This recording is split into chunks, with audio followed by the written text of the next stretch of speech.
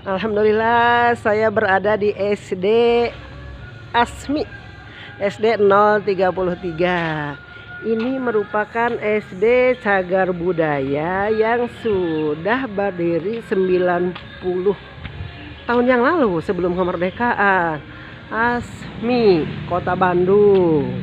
Bangunannya masih bangunan lama zaman Belanda, sehingga ini disebut sebagai sekolah cagar budaya. Alhamdulillah bangunannya megah, di depannya banyak pohon-pohon yang rindang, menunjukkan ciri khas Kota Bandung nan asri. Alhamdulillah ada ibu guru. Assalamualaikum ibu, apa kabar? Ibu sehat? Alhamdulillah. Dengan ibu siapa? Ibu Khotimah. Alhamdulillah. Ibu guru apa di sini, Bu? Guru agama. Guru agama. Alhamdulillah. Kalau guru-guru yang lainnya ada, Bu ya? Ada. Saya mau bertemu dengan guru-guru agama. Bisa? Bisa. Alhamdulillah. Ini ada tata tertib terpampang di depan. Pialanya luar biasa banyak ya. Ini pendidikan karakter, landasan ruang lingkup dan sebagainya. Alhamdulillah. Assalamualaikum. Di sini ruang TU ya. Di sini ada ruang apa ini, Bu? Ruang kepala sekolah dan ruang guru. Alhamdulillah sudah hadir Ibu Pak Guru. Assalamualaikum. Memang Ibu. Saya alhamdulillah sehat semua. Alhamdulillah. Oke, alhamdulillah. Kita sudah berada di tengah-tengah Bapak Ibu guru agama ya, Pak ya? Iya, Bu. Bentar. Ini dengan Bapak siapa? Heri, Bu. Heri Hermawan. Bapak Heri. Bapak Heri ngajar kelas berapa, Pak? 1 2 3 4 5 6 bagian kelas C, Bu. Oh, 1 2 3 4 5 6 bagian C. Ini dengan Bapak? Bapak Epi Mulyana Bapak Epi Mulyana. Sama 1 sampai 6 kelas? di Rombel D. Rombel D. Kalau Ibu? Ibu Evalin Mayang Sari, masih sangat muda ya. Kelas apa Ibu? Rombolnya Rombel E. Ini Ibu Ibu Khotimah ya. Tadi kita sudah ketemu. Alhamdulillah. Rombelnya rombel A. Rombel A. Jadi kita punya berapa rombel? Ada 5. 5, berarti 5 rombel dengan 5 guru. Ini ada Bapak Pak Herlan. Bapak juga memegang kelas 1 sampai 6. Kelas apa, Pak? Kelas B. Kelas B. Alhamdulillah. Ibu Bapak, coba saya sih ke sini ingin melihat data guru agama dan juga data peserta didik ya. Oke, ini alhamdulillah SD Asmi sudah akreditasinya A. Alhamdulillah. Jumlah siswanya 170 Pak ya, Bu. Oke. Ini dengan 5 guru. Tadi kita sudah berkenalan dengan gurunya. Kita ingin melihat kemampuan membaca tulis peserta didik. Oke. Bapak mau nanya nih, silahkan boleh satu-satu nanti berkomentar. Pak, kemampuan peserta didik putra Bapak gimana? Dalam segi apanya, Bu? Membacanya, saya ingin tahu kemampuan anak membaca Al-Quran. Kalau melihat kita udah pernah data, Bu ya. Jadi mensurvei kelas, kalau sekarang berarti kelas 5, Bu. Ya. Datanya tahun kemarin. Ya. Itu yang bisa baca itu cuma 35 sampai 40%, Bu. Dari berapa siswa itu teh? Dari 800 berapa, Bu ya? Oh, jadi secara keseluruhan ya? Nah, itu dari kelas ini. Dari kelas. Oh. Cuma kelas. Oh, kita per kelas gitu ya. Kelas 5 secara keseluruhan per rombel. Oh, per rombel. Itu berarti 127-an ya. Kurang lebih seperti itu. 35 sampai 40%. 35% sampai 40%. Kelas 6, kalau kelas 6 kira-kira berapa? Kelas 6 banyak yang belum bisa. Oke, sekarang ke Pak Epi, gimana Pak untuk kelas Bapak?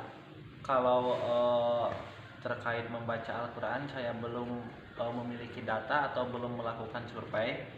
tapi ada data yang memang ada presentasi bagi diri pribadi terkait menghafalkan Al-Quran. Kalau membaca Al-Quran mah mungkin secara keseluruhan dari total 180 peserta didik dari Rombel Deck, kan setiap kelas itu 30, diambil garis besarnya kan 180. Ya. Kalau membaca Al-Qur'annya saya belum melakukan survei, tapi kalau misalkan menghafalkan surat itu masih belum ada ketercapaian dari segi ilmu tajwidnya, Bu. Ilmu tajwid itu Terus hafalan. kemudian masih belum bisa tartil dari segi bacaannya. Ya, panjang pendek berarti ya. Panjang Oke, pendek. jadi masih kurang ya. Ini Evalin gimana Putri Ibu Evalin? Misalnya untuk rombel gitu ya, untuk kelas 1 sempat tes ikro gitu, ikro rata-rata semuanya ikro tuh sampai ikro 4 Ibu di kelas 1 itu. Gitu. Dan emang banyaknya variasinya, emang banyaknya di ikro 1 sama 2 gitu yang masih menghafalkan huruf hijaiyah kalau kelas 1, 2. Kalau kelas 2 ada beberapa yang sudah Al-Quran. Kelas 3, 4, 5 juga sama variasinya, ada yang ikro, ada yang kibana. Untuk kelas ada yang ikro, ada yang Al-Quran. Nah, untuk kelas 6 kemarin sempat dites itu, yang ikronya alhamdulillah sudah tinggal beberapa, kayak 5 orang lagi kalau tidak salah gitu, yang masih kayak buta huruf hijaiyahnya gitu. Ya, kelas berapa itu teh? Kelas 6. Kelas 6 masih ada yang belum. Oke. Baik. Mangga Bu Hatin, gimana perkembangan putranya? Untuk kelas A, kelas 1 sama masih kena pada ikro. Yang kelas 2 alhamdulillah sudah ada yang Al-Quran, sudah lancar, tajwidnya juga bagus. Kelas 3 sama Al-Quran juga ada. Yang ikronya masih banyak juga, Bu. Kelas 4 kemarin sudah sempat ngetes, yang Al-Quran baru ada kurang lebih ada 6. Yang rata-rata ikro. Kalau kelas 5 Al-Quran yang sudah lancar alhamdulillah kurang lebih ada 10.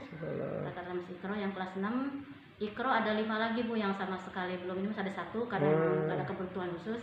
Jadi belum bisa kenal huruf-huruf gitu. Kalau dibaca dapat 1 baris saja, besok diulang lagi lupa lagi. Ulang lupa lagi, seperti itu. Oh, jadi begitu ya. Nih Pak Suherlan, bagaimana Bapak? Kalau di kelas B setelah mengadakan penelitian dari kelas 1 sampai kelas 6. Kalau kelas 1 itu, Bu, begini, karena melihat latar belakang, rata-rata kan dari TK ya. Dan otomatis kalau dilihat dari segi baca Al-Quran atau baca Iqra, alhamdulillah sih bisa dikatakan sekitar 50% anak sudah mampu dan bisa, tinggal kita melanjutkan, kita membimbingnya lebih mana sampai dengan kelas 2 dia sama. Dan terutama mungkin di kelas atas yang artinya persiapan, karena kelas atas itu mayoritasnya juga bercampur anak-anak, terutama kelas 5 menjelang ke kelas 6, apalagi banyak sekali di kelas B itu yang artinya pendatang baru, siswa baru, yang artinya tidak tahu latar belakangnya dari mana, sehingga ketika dia dites baca Al-Quran ataupun hafalan terutama dalam sholat aja, kelas 6 yang muncul itu sudah tidak mampu. Nah gitu. Nah itu kan jadi sebuah PR bagi kita, bagaimana untuk mereka. Mungkin karena pengaruh lingkungan juga bisa, mungkin juga pengaruh di keluarga yang kurang ngeh terhadap bacaan Al-Quran ya, Bu ya. Karena tidak sebagian besar, Bu, kalau dilihat hasil survei itu kadang-kadang orang tua lebih besar ke mata pelajaran yang lain ketimbang ke PAI. Itu kan itu yang harus jadi kendala, yang jadi kendala berbagai istilahnya apalah, cek bahasa nama tidak terlalu penting agama begitu ya. Tidak terlalu sehingga penting. Walaupun disediakan sebuah fasilitas oleh kami, oleh guru kami sebagai rencana ingin adanya penelitian ini, sehingga sedikit sekali yang mendukung.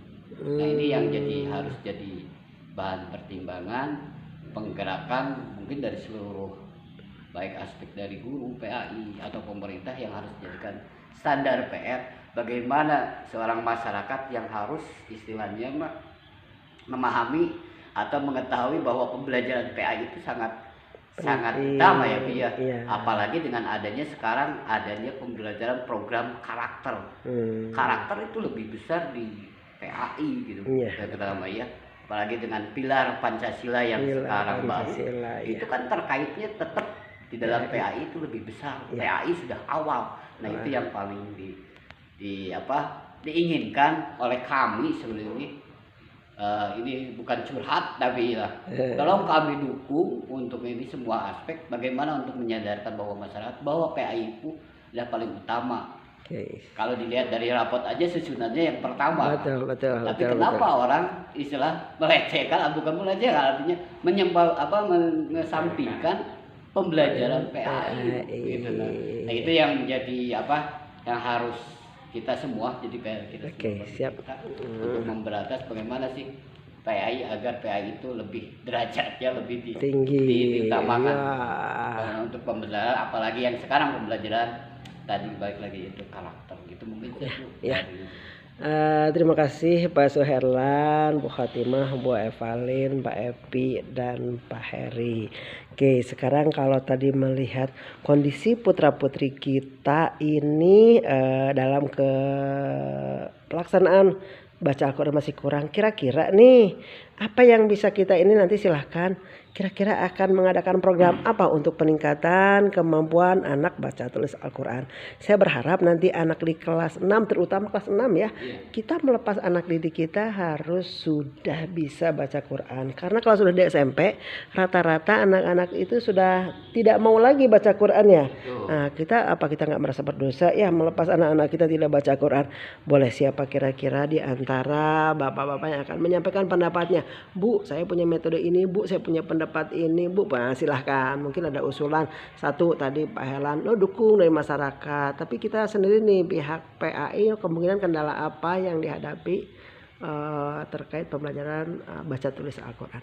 Mangga silahkan dari siapa yang akan menyampaikan? Pak Herlan. Mangga. Menurut saya udah menyiapkan sebuah program itu pemberantasan buta huruf Al-Quran yang diawali dengan membuat sebuah program baca tulis Al-Quran. Dengan sistem pembelajaran kami mengadakan di luar jam pembelajaran. Mengadakan katakanlah kalau ini mah eskul gitu ya. Gitu. Tapi eskul tersebut ingin menjadi sebuah eskul wajib. Nah, alhamdulillah ini sudah tersusun, bahkan sudah dibuat sebuah programnya, kami sudah diskusi dengan guru yang lain. Tinggal mungkin satu waktu ya kapan kita akan langsung kan kemudian daya dukung dari setempat. Contohnya ya mungkin kepala sekolah, kemudian lagi pendukungnya wali kelasnya, kemudian juga orang tua. Nah, ini yang akan kami telusuri dulu lebih awal, bagaimana kami melobi sebuah kepala sekolah agar program kami ini dapat bisa berjalan dengan karena kan walaupun kami berdiri sendiri tanpa izin kami tidak akan jalan. Apalagi tidak ada respon. Kebetulan kami belum ke sana, tapi hanya membuat sebuah konsep saja. Insya Allah ini akan tahun ajaran baru ya, semester 2 ya. Dengan cara ya kami akan diskusi dulu, terutama dengan kepala sekolah. Ya mungkin kami juga tidak lepas meminta bantuan juga dari ibu bagaimana untuk artinya menetapkan sebuah program tersebut menjadi sebuah program unggulan.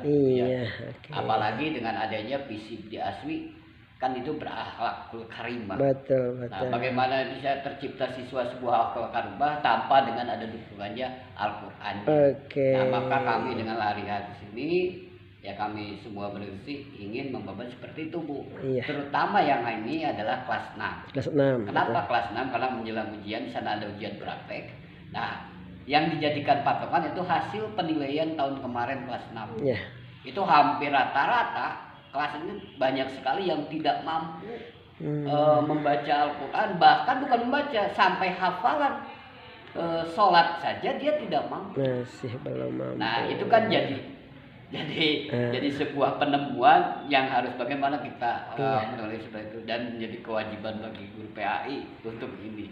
Nah, cuman yang jadi kendala mungkin di sini saya itu daya dukung dari seluruh masyarakatnya. Iya. Ya terutama itu saja. Ya mudah-mudahan terwujud, karena kebetulan saya pun Bu berdiri di Badan Koordinasi TKTPA Jawa Barat kami. Iya. Dan kami yang selalu ini kami sudah merancang bagaimana programnya.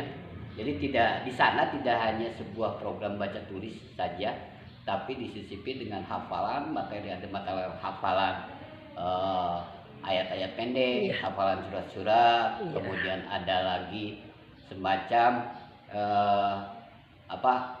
pembelajaran yang lainnya. Iya, Sehingga terima kasih. yang terutama kami yang akhirnya ingin membentuk karakternya. Karakter, Nah, itu saja Bu. alhamdulillah. Mungkin insya Allah kami minta doanya, mudah-mudahan program ini yang sudah dikemas tinggal kami izin saja, Iya. gitu ya. Tapi secara administrasi kami belum diizinkan, tapi sudah ada. Ya.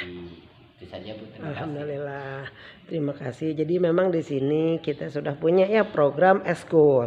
Nah ini mah dari saya aja nih pendapat. Ini kebetulan saya pengalaman dulu ketika mengajar di SD Ciujung.